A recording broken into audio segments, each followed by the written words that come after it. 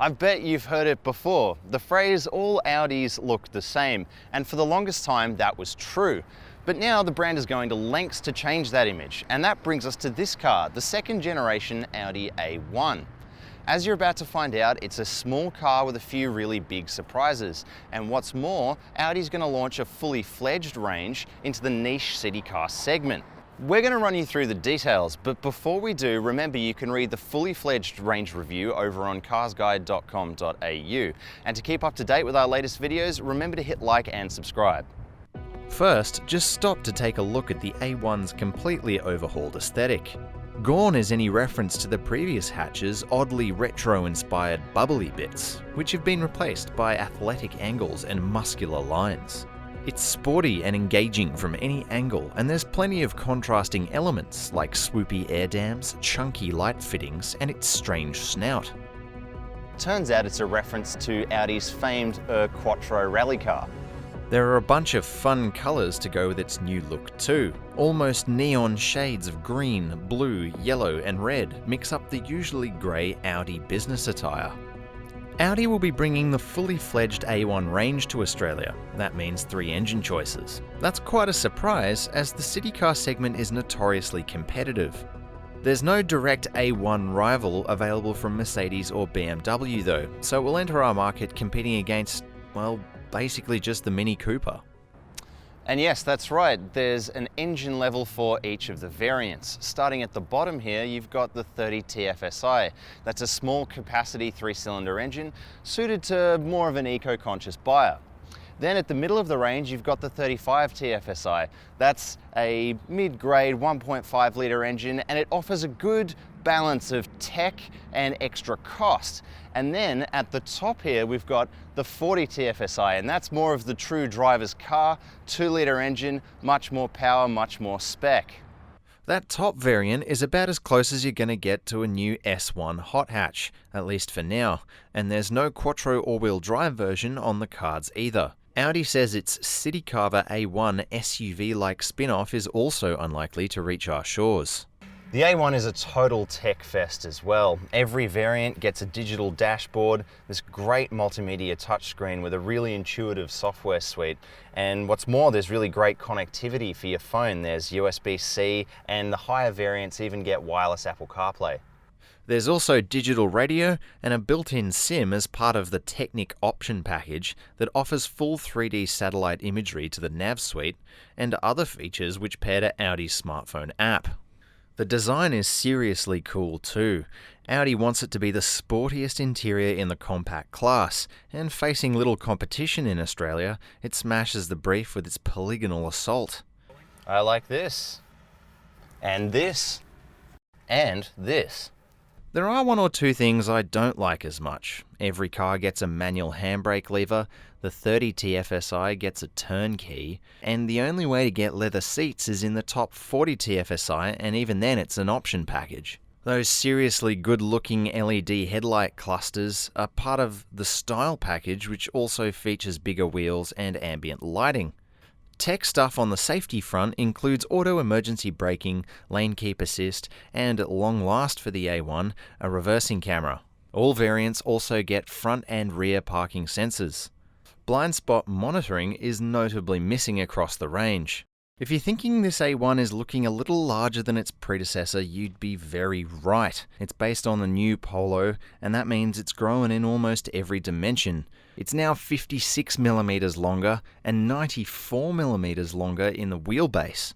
That means there's vastly improved interior space for rear occupants and a 335-litre boot, which is 65 litres more than the outgoing car.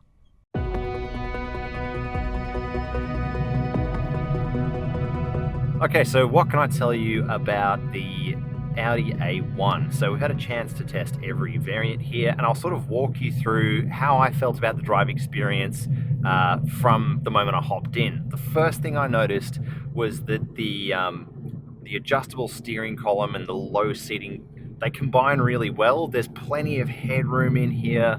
I'm really comfortable behind the wheel, and it's really adjustable. So, you know, even if you were much taller than me, if you're much shorter than me, if you needed to be much closer to the dash, you can do that. That's totally fine. So top points for adjustability. The next thing I noticed after taking off was that the steering is excellent, like really, really good. It's light when you're slow or stationary, and then as you pick up speed, it firms up, it gets direct, and I really appreciate that about it. The steering's lovely, and at any speed as well. Other things you'll notice, things like the lane keep warning is really prominent there, lets you know how you're doing in your lane. And this car does have lane intervention as well, so it will actually steer for you if you start going out of your lane. On some of the tighter roads around here, we've noticed that the effect is actually quite subtle. It's not full on tugging you back in, but it's not prone to failing either, which is a nice balance. Having driven all three variants now as well, I can comment on each engine and the ride of each. I started the day in the base model 3-cylinder car, and that's got the smallest wheel and the most spongy tires. And the ride in that car was quite good. Very similar to the Polo that it's based on in terms of its just overall drive experience, but smooth, slick, a lovely little go-getter. And that little 3-cylinder engine, it sounds gruff and kind of angrier than it actually is. Now that has a similar problem. Last time we caught up, I was driving the Q3, and it has a similar problem to that in that it doesn't have much left in reserve when you're up at a freeway speed. But it's a fun little engine to plot around the city in, and that's really what it's meant for. That's the segment that it lives in. Next up is the car I'm in right now, which is the 1.5 litre 35. And this engine is about right for this car. It's got enough power. It's a really nice balanced middle ground, and this is the most recent engine as well. The two base cars are offered with a 7-speed dual clutch auto, which so far has proven to be a slick unit.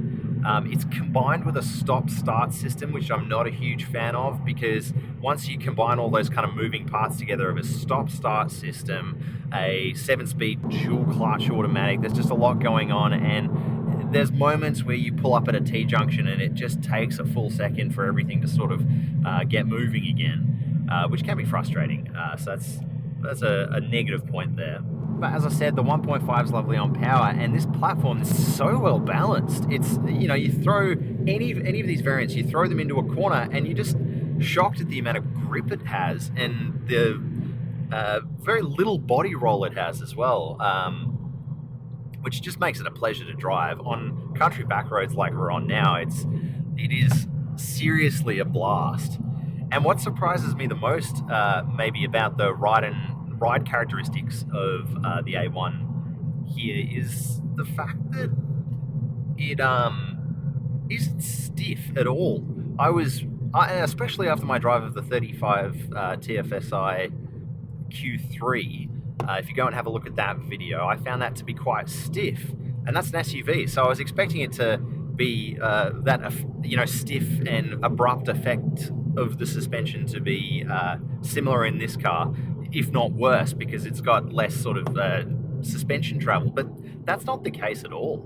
It's every variant was really good, but the one that blew me away is the top variant, the 40, and that's the one with the 2-litre engine paired to a 6-speed dual clutch auto, which turns out is a better combination. It's much more hot hatch like. But the suspension on that car, it has what's being called active dampers. You have to select the mode, but it does have an automatic one as well, an automatic mode that sort of selects the damping level for you. But what blew me away about that is it's got these huge alloy wheels, and I was looking at the car thinking the ride is going to be unfavorable. It's going to be harsh, it's going to be rattly, it's going to be lots of road noise. It's going to have lots of road noise as well.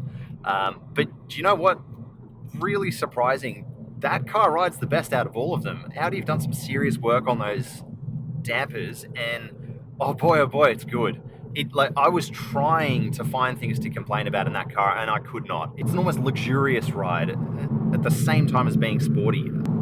The top engine as well, that's very good. Now, in every variant, there is quite a bit of road noise that comes in. So we're on a reasonably well-sealed road right now, and I don't know if you're going to be able to hear it on the mic, but it's not a cacophony in here, but it is drony, it's loud. And that's probably to do with the size of the alloy wheels. Obviously the smaller wheels, spongier tire on the base car make it a little quieter, but it's not perfect. It's not bad, it's not perfect. But it doesn't get much worse as you walk up the range, which impresses me as well. It sort of stays at a kind of, I wish it was quieter, but it isn't level, which is a shame. And kind of a common problem is the Q3 had that as well. So that's an interesting theme working through Audi's vehicles at the moment. So just to sort of round that off, all three grades are fantastic to drive. They're a lot of fun, and they're fit for purpose in each of their categories. So the 1 litre, again, a city car, but still a blast to sort of have on a road like this. Not as good on the freeway. Then you've got this car, which is a balance, sort of does a little bit of everything really quite well. And then the top car, which has the amazing active dampers, that bigger engine, and other enhancements like the paddle shifting, which is also quite good. That's a proper driver's car. So the variants really fall into their categories really nicely. All fantastic to drive. Thumbs up. Now, I'm sure we'll bring you full road tests of each variant in the near future, but until we do, we can tell you for now that this A1 is a fun to look at, fun to drive city hatch that presents a more futuristic and high-tech alternative to the Mini Cooper. Our pick of the range is this car here, the 35 TFSI, as it offers probably the best bang for buck, and it opens up a larger options list for you to play around with. Which would you pick? Let us know in the comments below and give us some feedback. See you next time.